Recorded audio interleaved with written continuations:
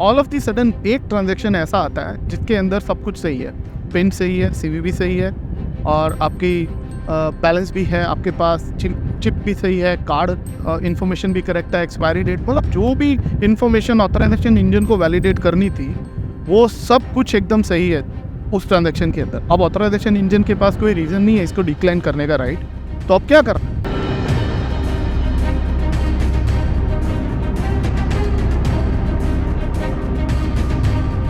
Hello everyone, स्वागत है आपका मेरे YouTube channel the domain podium में। मैं रमेश चूक और आज मैं अपने घर से बाहर और स्टूडियो से बाहर एक ऐसी जगह पे वीडियो रिकॉर्ड करने के लिए आया हूँ जो कि आप देख सकते हैं मेरे पीछे। इस जगह का नाम है जबल अली बीच। दुबई से तकरीबन मेरे घर से 15-20 मिनट की ड्राइव है, अराउंड 20-25 किलोमीटर की दूरी पे है। तो चलिए शुरू करते हैं। इस वीडियो का जो इंग्लिश वर्जन है वो ऑलरेडी मेरे यूट्यूब चैनल पे अपलोड हो चुका है और उसका लिंक जो है आप मेरे डिस्क्रिप्शन से उठा सकते हैं। मेरे पिछले वीडियो में जो लास्ट वीडियो था हमारा, इंग्लिश और हिंदी दोनों वर्जन उसके भी हमने निकाले थे, अपलोड किए थे यूट्यूब के ऊपर। उस वीडियो के अंदर हमने बात की थी रियल टाइम और नियर रियल टाइम मॉनिटरिंग की, और आज के इस वीडियो के अंदर हम एक्सप्लोर करेंगे कि इंडस्ट्री स्टैंडर्ड्स जो हैं वो क्या कहते हैं। अकॉर्डिंग टू मी, मतलब मेरे एक्सपीरियंस से जो बेस्ट इंडस्ट्री प्रैक्टिसेस हैं जो कि बैंकिंग सेक्टर्स में, फाइनेंशियल वर्ल्ड्स में यूज़ होती हैं, वो मैं आज आप लोगों को समझाऊंगा एक एग्जांपल के साथ, और दो उसके सिनेरियोज देखेंगे हम। ओके, अलग अलग दोनों सिनेरियो को हम एक एक करके समझेंगे और विल ट्राई टू अंडरस्टैंड कि जो इंडस्ट्री है उसके अकॉर्डिंग बेस्ट रिकमेंडेशन क्या होती है कि एक फ्रॉड इंजन को रियल टाइम और नियर रियल टाइम में किस टाइप से कॉन्फ़िगर करना चाहिए और किस तरह से एक बैंक या फाइनेंशियल इंस्टीट्यूट जो है उसका बेनिफिट उठाते हैं। तो प्लीज़ आप वो वाला वीडियो पहले देख लीजिए और उसके बाद इस वीडियो को देखिए। तो लेट्स गेट स्टार्टेड। मेरे नज़रिए से जो बेस्ट तरीका है किसी भी फ्रॉड और किसी भी ट्रांजैक्शन को असेस करने का फ्रॉडुलेंट केसेस के लिए, वो रियल टाइम है। और बैंकिंग सिस्टम भी जो है वो इसी तरह से कॉन्फ़िगर होता है कि वो अपने ट्रांजैक्शंस की सिक्योरिटी को इंश्योर करने के लिए रियल टाइम और नियर रियल टाइम दोनों की हेल्प लेता है। और ये बैंक की रिस्पॉन्सिबिलिटी होती है, ये बैंक का बिजनेस डिसाइड भी करता है कि रिस्क और नंबर ऑफ अप्रूवल्स दो अलग अलग एस्पेक्ट है, राइट? तो ये बैंक का बिजनेस डिसाइड करता है कि किस टाइप की मॉनिटरिंग के अंदर हमको दोनों चीज़ों के अंदर हम एक अच्छा बैलेंस रख सकते हैं कि अगर कोई रिस्की ट्रांजैक्शन है तो उसको डिक्लाइन करें, लेकिन ऐसा ना हो कि कोई ऐसा ट्रांजैक्शन जो कि रिस्की लग रहा है, it looks like it is a fraudulent case but actual में वो फ्रॉडुलेंट नहीं है, वो एक सही केस है, तो ऐसे ट्रांजैक्शंस को डिक्लाइन भी ना करा जाए। तो इसीलिए बैंक का जो बिजनेस होता है वो डिसाइड करता है कि हमारे ऑथराइजेशन इंजन को और फ्रॉड इंजन को किस तरह से कॉन्फ़िगर करें, दोनों के कम्युनिकेशन को किस तरह से एस्टैब्लिश करें कि रिस्की ट्रांजैक्शंस डिक्लाइन भी हो जाए और जो नॉन रिस्की ट्रांजैक्शंस हैं ऐसा कोई ट्रांजैक्शन डिक्लाइन ना हो और वो एंड टू एंड प्रोसेस हो, अप्रूव हो। तो इसको समझने के लिए हम एक एग्जांपल लेंगे और उसके अंदर दो सिनेरियोज को हम ब्रेक डाउन करेंगे और अच्छे से समझेंगे। एक अप्रूवल का केस है, एक डिक्लाइन का केस है। तो एक ऐसा केस होगा जिसके अंदर आपका ट्रांजैक्शन डिक्लाइन हो रहा है, दूसरे केस के अंदर आपका ट्रांजैक्शन जो है अप्रूव हो रहा है। तो जैसा कि हम हर वीडियो में एक एग्जाम्पल लेते हैं, इस वीडियो में भी हम उसी तरह से एक एग्जाम्पल लेंगे कि कोई एक कार्ड होल्डर है, कोई एक यूज़र है जो कि किसी मर्चेंट वेबसाइट पे, ऑनलाइन मोबाइल एप्लीकेशन पे या मर्चेंट फिजिकल स्टोर में जाके ट्रांजैक्शन करता है। तो जब ट्रांजैक्शन होता है, जैसा कि मैंने पिछले वीडियो में भी बोला था, देयर आर 3 और 4 एक्टर्स, लाइक मर्चेंट से एक्वायरर के पास आता है, एक्वायरर से कार्ड नेटवर्क और कार्ड नेटवर्क से इश्यूअर के पास आता है। तो जैसे ही ट्रांजैक्शन इशूइंग ट्रांजैक्शन स्विच के पास पहुंचता है, अब वो दोनों सिनेरियो को हम समझते हैं। तो पहला केस मैंने क्या बोला है कि आप मान के चलो जब आपका ट्रांजैक्शन स्विच के पास आया, जो कि मैंने बोला था ऑथराइजेशन इंजन भी बोल सकते हो। अगर ऑथराइजेशन इंजन जब आपकी ट्रांजैक्शन को वैलिडेट कर रहा है, आपके सारे वैलिडेशंस को धीरे धीरे 1 बाय 1 परफॉर्म कर रहा है, पिन को, सीवीवी को, कार्ड को, एक्सपायरी को, बैलेंस को, एवरीथिंग, राइट? लेट्स सपोज कि आपका कोई एक वैलिडेशन जो है वो फेल हो गया ऑथराइजेशन इंजन से। तो इसका मायना क्या है कि अगर आपकी पिन गलत है तो ऑथराइजेशन इंजन कभी भी ये डिसीजन नहीं लेगा कि वो इस ट्रांजैक्शन को अप्रूव करे, उसको उस ट्रांजैक्शन को 101% डिक्लाइन करना ही पड़ेगा। तो क्या होता है कि अगर आपका कोई भी एक वैलिडेशन फेल हो गया ऑथराइजेशन इंजन पे, तो ऑथराइजेशन इंजन उस ट्रांजैक्शन को वहीं पे डिक्लाइन करके उसका नेगेटिव रेस्पॉन्स एक रिजेक्शन कोड के साथ ISO डेटा एलिमेंट में एक डेटा एलिमेंट होता है 39, उसके अंदर एक नॉन अप्रूवल कोड डाल के वो कार्ड नेटवर्क को भेजेगा। कार्ड नेटवर्क उसको एक्वायरर और मर्चेंट, तो कस्टमर को क्या दिखेगा कि ये ट्रांजेक्शन जो है वो डिक्लाइन हो चुका है, राइट। तो कस्टमर पॉइंट ऑफ व्यू से, बिकॉज वहाँ पे कुछ ऐसा था उस ट्रांजेक्शन पे जो कि ऑथराइजेशन इंजन अप्रूव नहीं कर पाया, तो आपका जो ट्रांजेक्शन है वो ऑथेंटिकेट नहीं हुआ, इसलिए वो ट्रांजेक्शन डिक्लाइन हो गया। यूजर ऑथेंटिकेशन कार्ड और कार्ड होल्डर ऑथेंटिकेशन सक्सेसफुल नहीं हुआ। अब आपको बात करता हूँ कि वो बैंकिंग डिसीजन की, इस टाइप के जो सिनेरियोज होते हैं जिसके अंदर ऑथराइजेशन इंजन पहले ही ट्रांजेक्शन को डिक्लाइन कर देता है। From my experience most of the जो बैंकिंग सिस्टम होते हैं वो फ्रॉड इंजन को नियर रियल टाइम में कॉन्फ़िगर करते हैं। कहने का मतलब कि जब ट्रांजैक्शन पहले डिक्लाइन हो जाएगा, उसके बाद ऑथराइजेशन इंजन इस ट्रांजैक्शन को, इवन दो ये ट्रांजैक्शन डिक्लाइन हो चुका है, तब भी इस ट्रांजैक्शन को ऑथराइजेशन इंजन फ्रॉड इंजन को भेज देगा। अब फ्रॉड इंजन जो है वो अपनी उसी टाइप की जो स्टैंडर्ड रूल्स कॉन्फ़िगर हुए हैं इसकी स्कैनिंग करेगा, फ्रॉड असेसमेंट करेगा। अब आप लोग ये भी क्वेश्चन पूछ सकते हो कि यार ट्रांजैक्शन तो ऑलरेडी डिक्लाइन हो गया था, राइट। तो जब ट्रांजैक्शन ऑलरेडी डिक्लाइन ही हो गया तो मैं उस ट्रांजैक्शन को फ्रॉड असेसमेंट में भेज के कर क्या रहा हूँ, राइट। उस ट्रांजैक्शन का क्या बेनिफिट है कि फ्रॉड असेसमेंट करना पड़ेगा, उसके ऊपर कोई ज़रूरत ही नहीं है। तो इसका आंसर ये है कि मैंने पिछले वीडियो में एक पैटर्न बेस्ड फ्रॉड असेसमेंट की बात करी थी। तो आपको एक एग्जांपल देता हूँ यहाँ पे। कोई 5 लगातार या 10 लगातार एक ही कस्टमर से जब एक पर्टिकुलर टाइप का डिक्लाइन बार बार आ रहा है, एक सिनेरियो ये था जो मैंने आपको बोला था, या फिर ऐसा हो रहा है कि कॉन्जिक्यूटिवली इनकरेक्ट पिन के ट्रांजैक्शन आ रहे हैं, इनकरेक्ट CVV के आ रहे हैं, या एक ही मर्चेंट से लगातार डिफरेंट रैंडमली कार्ड्स के साथ बहुत सारे ट्रांजैक्शंस आ रहे हैं। तो अब क्या हो रहा है कि मर्चेंट ये जो भी फ्रॉडुलेंट लोग हैं वो इस पर्टिकुलर कार्ड पे जो भी है अटेम्प्ट कर रहे हैं ट्रांजैक्शंस को रैंडमली। अब हो सकता है कि उनके पास सही डेटा ना हो, तो रैंडमली पिन, रैंडमली CVV जा रही है। तो अब क्या हो रहा है, ऑथराइजेशन इंजन उसको डिक्लाइन कर रहा है।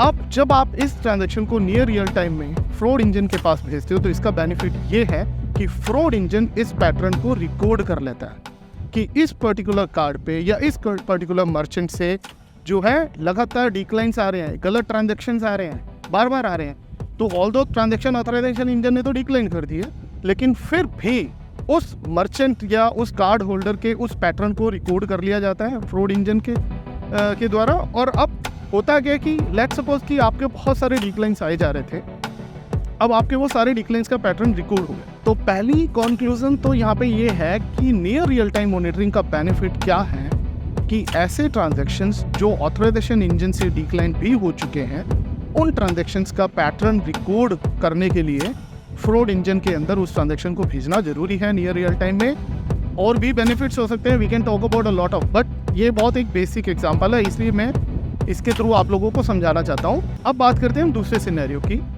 लेट्स अज्यूम कि बहुत सारे डिक्लाइंस होने के बाद ऑल ऑफ दी सडन एक ट्रांजैक्शन ऐसा आता है जिसके अंदर सब कुछ सही है, पिन सही है, CVV सही है, और आपकी बैलेंस भी है, आपके पास चिप भी सही है, कार्ड इन्फॉर्मेशन भी करेक्ट है, एक्सपायरी डेट, मतलब जो भी इन्फॉर्मेशन ऑथराइजेशन इंजन को वैलिडेट करनी थी वो सब कुछ एकदम सही है उस ट्रांजैक्शन के अंदर। अब ऑथराइजेशन इंजन के पास कोई रीज़न नहीं है इसको डिक्लाइन करने का, राइट।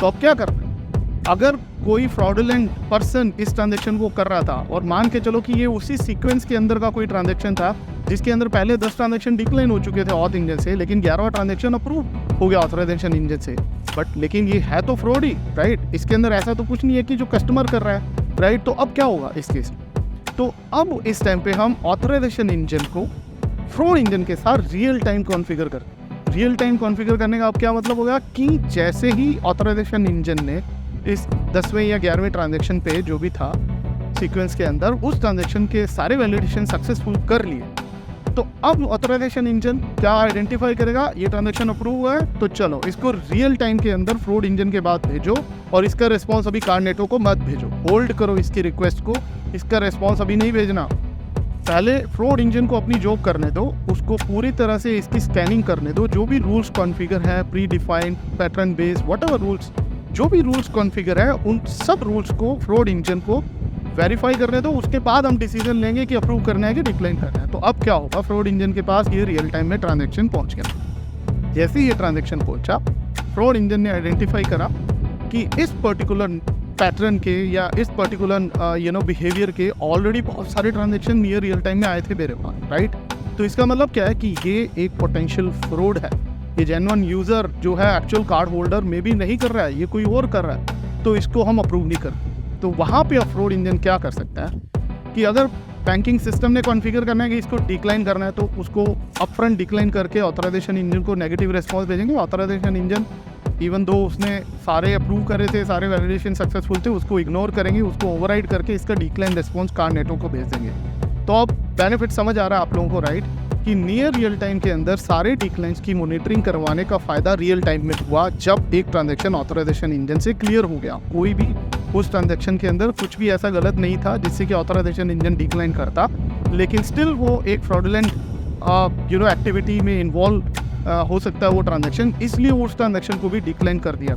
ये हुआ एक बेनिफिट कि रियल टाइम और नियर रियल टाइम की इस टाइप की मॉनिटरिंग से हम लोगों को हमने एक ऐसे ट्रांजैक्शन को डिक्लाइन कर दिया जो कि अप्रूव हो सकता था, राइट। दूसरा बेनिफिट ये हुआ कि जब फ्रॉड इंजन ने इस पैटर्न को रिकॉर्ड कर लिया, ठीक है, तो वो क्या कर सकता है कि जो भी मर्चेंट इस ट्रांजैक्शन को कर रहा है वो उसको नेगेटिव डेटाबेस में भेज सकता है, मतलब कि मर्चेंट को ब्लैकलिस्ट कर सकता है।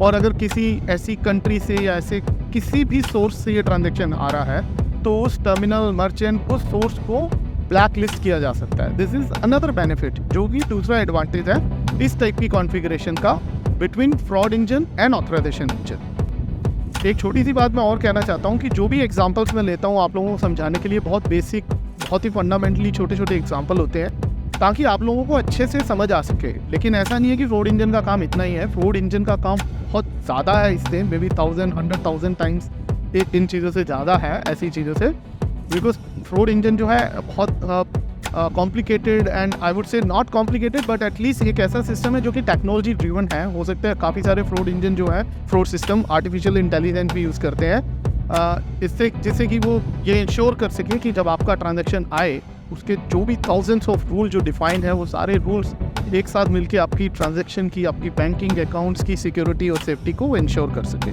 और इसीलिए मैंने पिछले वीडियो में भी बोला था कि हो सकता है कि आप लोगों को ये सारी चीज़ें बहुत कॉम्प्लिकेटेड लगे, बहुत कॉम्प्लेक्स लगे, बट ऐसा नहीं है। अगर आप बेसिक नॉलेज भी इन चीज़ों की रखेंगे तो जब आप डिजिटल टेक्नोलॉजीज़ को यूज़ करेंगे, आप किसी भी टाइप के पेमेंट इंस्ट्रूमेंट को यूज़ करेंगे, आप बहुत कंफर्ट रहेंगे, बहुत कॉन्फिडेंट रहेंगे और आपको ये पता होगा कि अगर कल को कुछ हो भी गया ऐसा तो मुझे क्या एक्शन लेना है। जैसे कि अभी ये सिनेरियो था जिसके अंदर डिक्लाइंस आ रहे हैं, बहुत सारे डिक्लाइंस आ रहे हैं। लेट्स सपोज कि आपका कार्ड है, आप में से किसी का कार्ड है, डिक्लाइन के भी आपके पास SMS आने चाहिए, आपके पास नोटिफिकेशंस आने चाहिए। अगर आपके पास नहीं आते हैं तो राइटफुली आप बैंक के पास जा सकते हो और बोल सकते हो कि मेरे पास मेरे डिक्लाइन होने के नोटिफिकेशंस नहीं आते हैं। आप जाके बैंक को बोलो।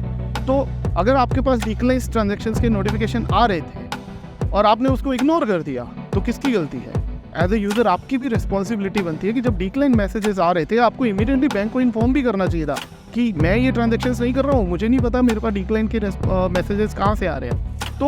तो मैं क्या कहना चाह रहा हूँ कि जो बैंकिंग सिस्टम है, ये कार्ड एंड पेमेंट डोमेन है, ये हो सकता है बहुत लोगों को बहुत मुश्किल लगे, कॉम्प्लिकेटेड लगे, लेकिन अगर आप थोड़ा थोड़ा समझने की कोशिश करेंगे, बैंकिंग सर्विसेज को यूज़र पॉइंट ऑफ व्यू से समझने की कोशिश करेंगे तो शायद बहुत बेनिफिट मिलेगा आपको।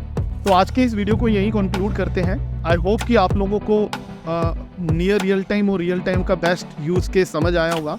और जो भी मैंने कुछ आज कवर किया है इस वीडियो के अंदर, ये मेरा पर्सनल ओपिनियंस है, मेरे पर्सनल एक्सपीरियंस के बेसिस पे ही मैं ये बातें बोलता हूँ। तो मेरे अकॉर्डिंग जो है नियर रियल टाइम और रियल टाइम का बेस्ट यूज़ केस ये है। और भी यूज़ केसेस है, ऐसा नहीं है कि एक यही यूज़ केस है, बट ऑफ कोर्स एक वीडियो में हम सब कुछ कवर नहीं कर सकते।